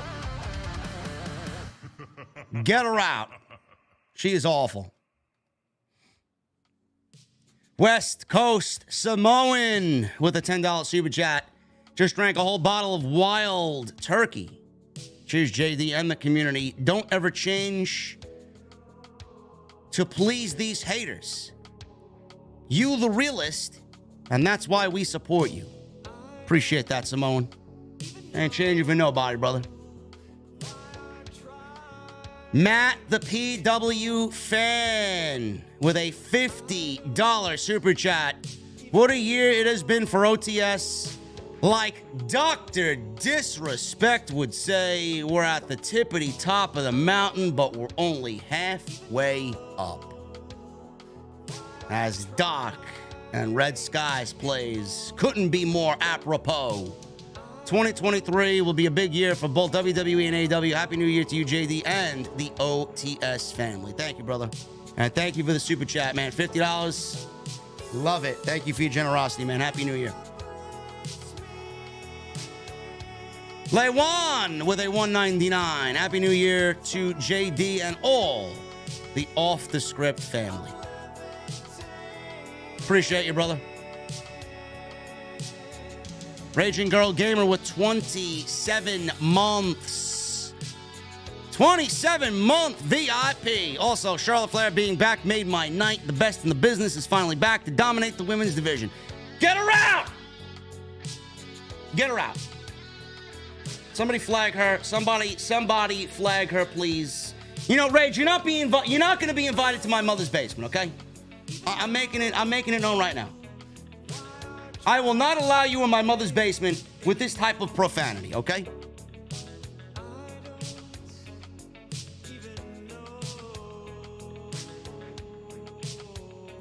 Moretz with 7 months. Thank you, brother. Mills, Matt Chat with a 20-month VIP membership. Happy New Year, JD. And I want to send out a Happy New Year to a sexy Chicagoan, Edgar Alvarez. You made my year more pleasurable. I love you, Edgar. There you go. Thank you, Mel. Noah Tacone with 5 months. Hope you and your cats have a very good new year. Love all you do. My fur babies are very good. Thank you for asking, Noah. Appreciate you. Wayne with a new membership. Thank you for the membership, Wayne. I appreciate you, man. What the fuck are you drinking, Wayne? Make it a good one. Eric Aviles with 2 months. JD, what do you think of a 09 style Orton versus Rhodes feud for the WWE Championship? And we need new WWE title design soon. Getting tired of the big W. Well, there's actually a rumor that there's going to be new title designs for the WWE title. But an Orton versus Cody Rhodes feud? I'd love to see it. We just need Orton back. I don't know when Orton's coming back. Apparently it's really bad. His back is really fucked up. JB Productions with a $10 super chat. Shout out from the UK for all the entertaining streams this year. Hope 2023 is a good one for you. Thank you, JB. I'll be in the UK more than likely for the AEW show. Never been to the UK. It'll be my first time over there, man. We're going to have a fucking big time meet and greet. Yeah. I'll also be in Tennessee this Thursday. I'm flying out to Nashville, Tennessee. Never been. Why? Who gives a fuck why? I'm going. We'll be doing SmackDown from Tennessee. SmackDown actually is going to be in Tennessee on Friday. Should be fun. Wayne with a $1 super chat. Thank you, brother. OMG, it's Rush 2213, 11 months. Just a few more weeks and I'll have 1 year. Absolutely, brother. You're going to get that gold microphone. Love it. Thank you, brother. Chelsea with 9 months. Milestone unlocked again. Happy New Year's, Lord JD. Sharbot. Still sucks. New music. And wait, we don't need to suffer drowsy. Hashtag OTS for infinity. Thank you for 9 months, Chelsea. You're on your way to doing 12 months and the gold microphone as well. Hula fucking Grim with a $5 super chat. Vince is still running the show. Anyways, 2023 is going to be a bigger year for you and the OTS brand. Cheers and Happy New Year's, you fucking legend. Hashtag OTS for life. Thank you, Hula Grim. Love you, buddy. Happy New Year's to you too, man. Jedi Joker with a $10 super chat. What's up, JD? I'm at work tonight, so I'll watch the review tomorrow. I was going to wear my John Cena shirt tonight, but I couldn't see it. Happy New Year. Everyone stay safe. Thank you, Jedi. We can't see you, bro. Tony Brown with 7 months. Oh, my goodness. Happy New Year, JD. Man, I sure would love to lick Red Velvet's cake batter. Oh, my goodness. Whoa. Tony Brown.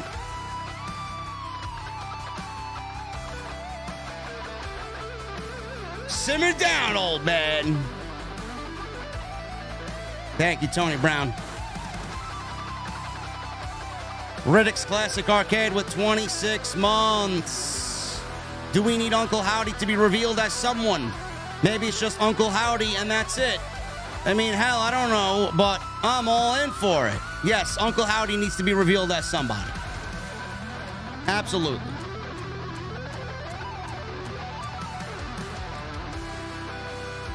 Bray Wyatt with a 2-month VIP, man. Look at this guy. Happy New Year, JD. Thank you, brother. Cam G, once again, thank you for the $100 super chat. Appreciate Cam G as always. Daniel Dixon with a new membership. Daniel, what the fuck are you drinking tonight in the OTS venue, bro? Make it a good one. Kelly with a $9.99 super chat. It's New Year's Eve here in Tokyo. I wish you, Jesse, and the entire OTS family a happy New Year's. Also, can I get a late birthday shout out since my birthday was last Sunday on Xmas? Cheers, everyone. Rock on, JD. I need everybody to give Kelly some birthday cake emojis in the chat for her birthday that happened this past weekend. Thank you, Kelly, as always, for the support. Rage, thank you for the $99.99 in super chat. We love you. Got my Lucharillas t-shirt, and I love it. Also, once again, so glad Charlotte Flair is back. Sasha, listen. Now, you know what? Rage is going to be banned from my mother's basement. I'm going to put a fucking most wanted poster of Rage on the wall in my mother's basement.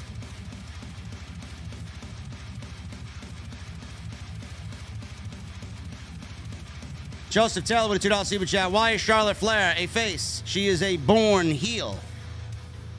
I have no idea, bro. Who gives a fuck? She sucks either way.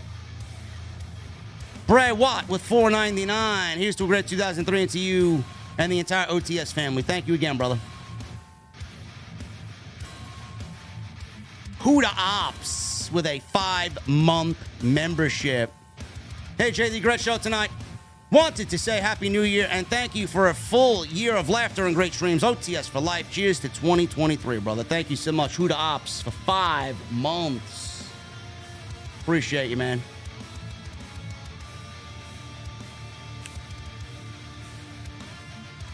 I actually have a phone call with Nick over at DV8 Designs, man, on Tuesday, 3 p.m.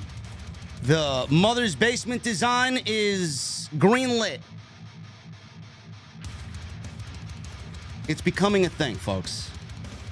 If you thought I was kidding around, I don't joke around.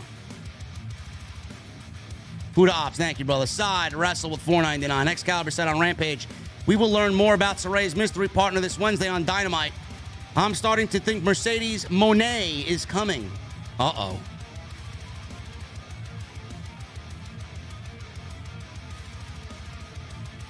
Mad Queen, I'm going to have to ask you to calm the fuck down, okay? Nobody ever in this chat will speak ill will of Raging Girl Gamer, okay? Calm your shit.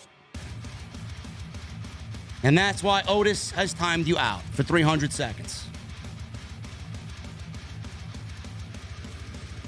Daniel Easterday with 27 months. Oh, my goodness. Same old with Charlotte. I don't trust Triple H anymore. I'm not going to rate Triple H's creative on what he did with Charlotte tonight, but it was definitely not a good look. BDW chopped and screwed with a $2 super chat. Her new name is Cyberdine Flair. Sasha fucking Banks. Yes.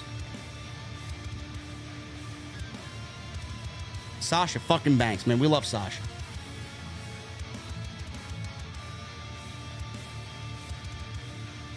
Rage with a $50 super chat. JD, rant is the best rant. On a serious note, I love Sasha, and WWE was going to probably bury Sasha to Charlotte if she was still there. More than likely. More than likely, Rage. Thank you again for your generosity, and Happy New Year to you and your husband, Rage. Drake Bagley with a new membership. Drake, what the fuck are you drinking tonight, brother? Samurai with 3 months. Hey, yo, JD, how you doing? Happy New Year to you and your family. Really excited for Wrestle Kingdom 17, so can't wait. Drinking fruit punch, 7-Up, tonight. As long as it's cold, Samurai. I don't give a fuck what you drink. Metalhead for life, 13 months. He says OTS forever. Omega Kong with 11 months. Charlotte is worse. At least Ronda put Liv over. Charbot won't do shit. Why she's getting a superstar treatment? I can't stand the bot. She's awful, bro.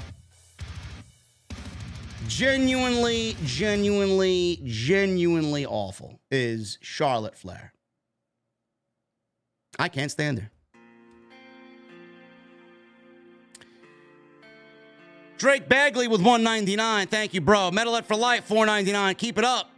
Joseph Taylor with the $2 super chat. Kenny Omega versus Will Ospreay, 7 stars, more than likely. Edward Sorensen with a $5 super chat. Looks like Ricochet legit busted Gunther open with that chair shot over the rope. Bad botch.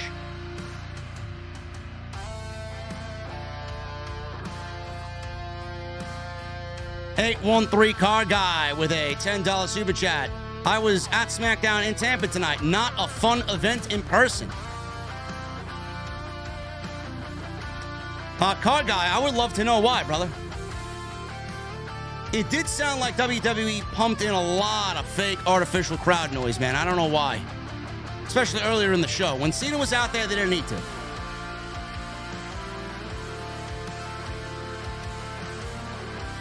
Heisenberg with 4 months.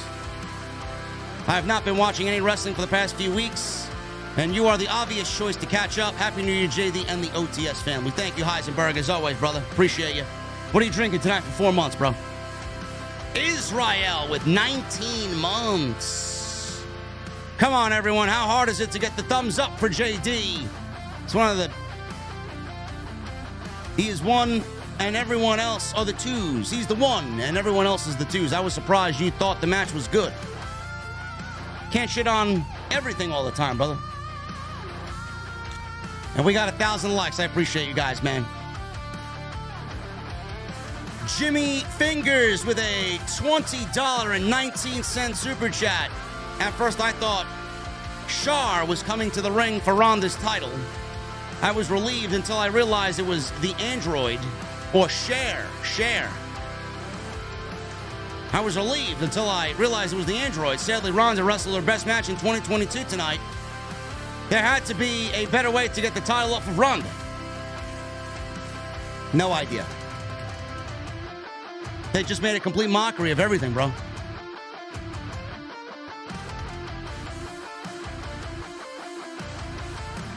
Matt the PW fan with a $50 super chat.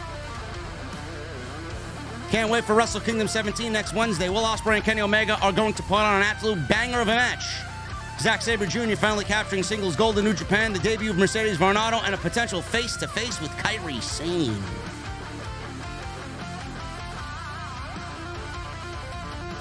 Should be a great one, bro. I may have to tune in for that.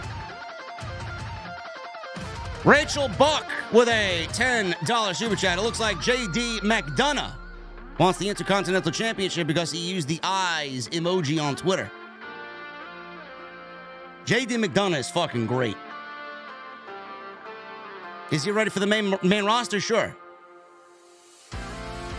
Would I rush him up? No.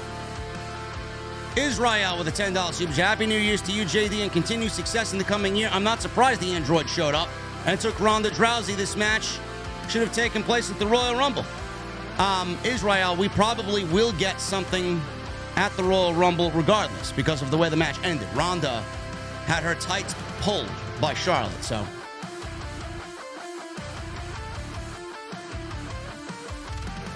Nate, the head of TV talent. 5-month membership. JD, I finally got your Dawn shirt. Love it. I was at SmackDown tonight. It wasn't that bad for me, but I almost left the arena when Charlotte's music hit. Well, I don't blame you, bro. Anybody would have left the arena with a right head when Charlotte's music hit.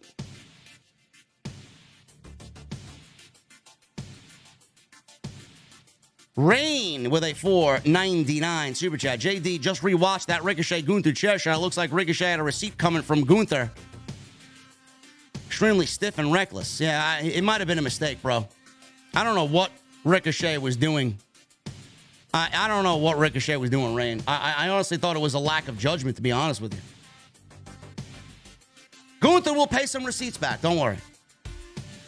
Antonio Pilato with 9 months. Hey, JD, just passing to wish you and the entire OTS family a happy new year directly from Brazil. Hashtag OTS for life. Hashtag RIP Pele. Thank you, brother. 9 months. What the fuck are you drinking, bro? Jimmy Fingers with a $50.19 super chat. I think Cena forgot something before he went to the ring. I think his hair is still in gorilla.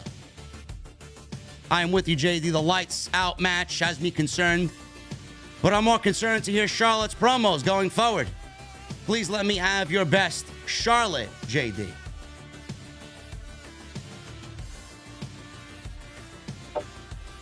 I have returned to destroy the SmackDown Women's Division.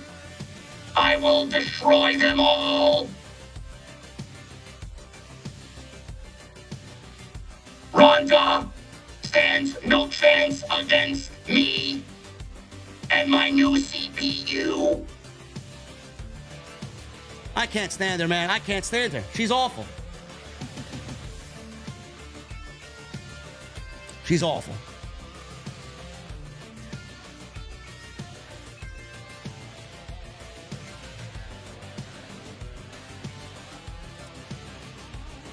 Jimmy Fingers, thank you, brother. Israel with a $2 super chat. Rest in peace to Don West.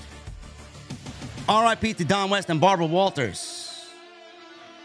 And Pele.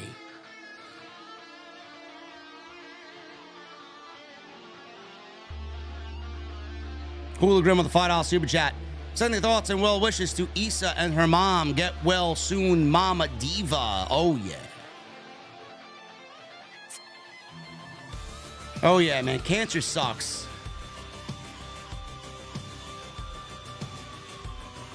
Cancer sucks. We should have a cure for cancer. I'm sure we do. We should have a cure for all cancer, man. What a terrible fucking disease.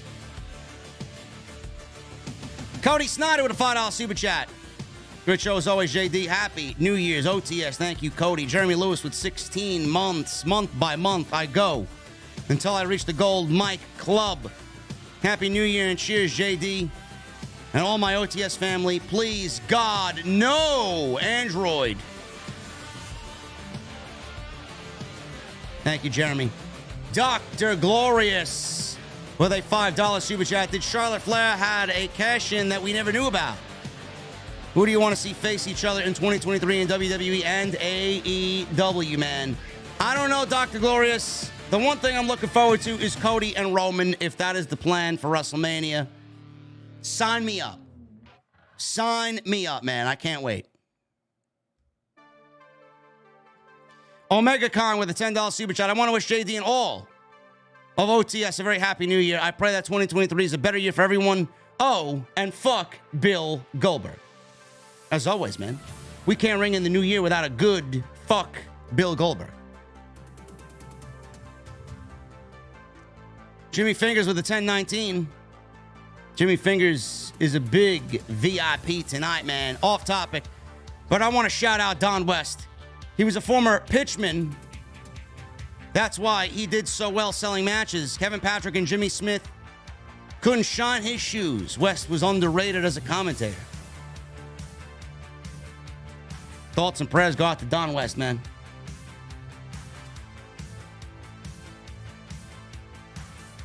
Justin Monday, $4.99. Do you think Kana will return at the Royal Rumble? It's a possibility. Don't know for sure, bro. Don't know for sure, though. New Bendy comic dubs with 4 months. Does anybody else feel like SmackDown being the A show will go right back down to the B show with Charlotte and Ronda there? What a nightmare.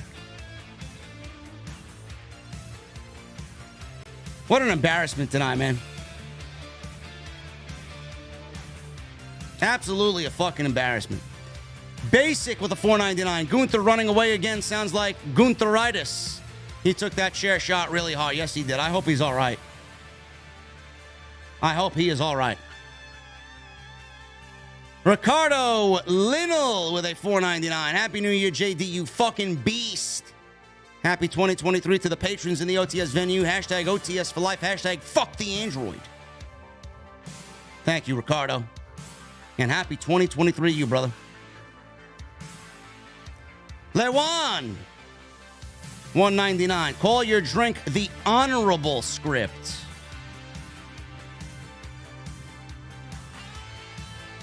I'll take it under advisement. Furious Nation with a $1.99. Happy New Year, JD. I always appreciate what you do. Thank you, Nation. I appreciate you being here, brother. DC with a $10 super chat. Qualifying matches for the Rumble makes no sense. They would have to have 120 matches to set the participants from the men's and the women's Rumble. 30 winners each for the men and women, all by January 27th.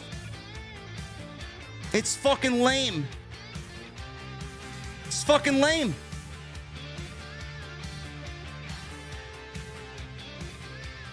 Furious Nation with a $1.99 super chat. 2023 is going to be a big year for WWE and AEW. Predictions. The only prediction I'll make: Cody wins the world title and CM Punk is back in AEW. Susan D'Ambrosio with a $5 super chat. Happy New Year, JD and my OTS family. Can't wait until my mother's basement is revealed. Hashtag OTS for life. Thank you, Susan D'Ambrosio. Golden Boy with a $2 super chat. The drink name should be Raging Jade.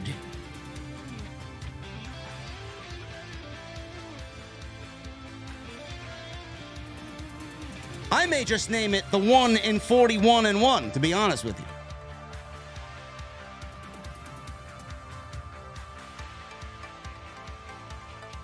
Antonio Munez with a $5 super chat. Hey, by any chance, do you think Sasha might show up at the Royal Rumble, even if it's a one-off after Wrestle Kingdom? No. No.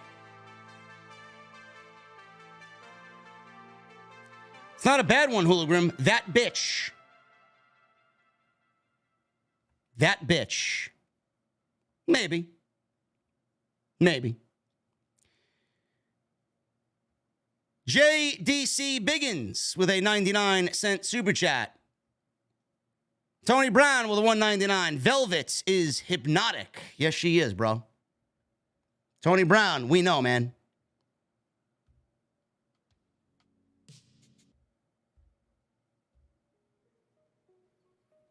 Big Serpent with a $1.99. Charbot back is bad, but thank God it wasn't Nia Jax. Golden Boy with a $5 super chat. The name would pay homage to Rage and also a play on Jade spazzing and taking an L. Rock on, JD, and Happy New Year. I'll come up with something, bro. I'll come up with something. Raymond Moore with a $5 super chat. I think Charlotte is going to give up the title at the Royal Rumble only to hold it for a minute to get it up. Ronda and whoever wins the Royal Rumble will face. That would be awful. Why? That don't make any sense whatsoever. Doesn't make any sense whatsoever. And Jimmy Belenko with a $50 super chat. Rest in peace, Don. Brain cancer is the worst. Lost my dad 2 years ago to it. Main reason I fell off the wagon after 16 years sobriety. Luckily back on it again now. Happy New Year's, JD. Can't wait to see more of you in 2023. Thank you, Jimmy, for sharing that story, brother. Fuck cancer. Can't stand it. Anyway, guys, I'm about to get out of here, man. What a show tonight. What a show tonight, man. Jesse's gonna close the venue up. I'm hitting the road. And I'll see you guys probably tomorrow with some extra. We got some stuff to talk about tomorrow, so you guys will see me in your subscription boxes. Mike Abraham with a $50 super chat. I'm starting to think Uncle Howdy is the mask. And in putting on the mask, the wearer becomes a monster fueled by their own rage.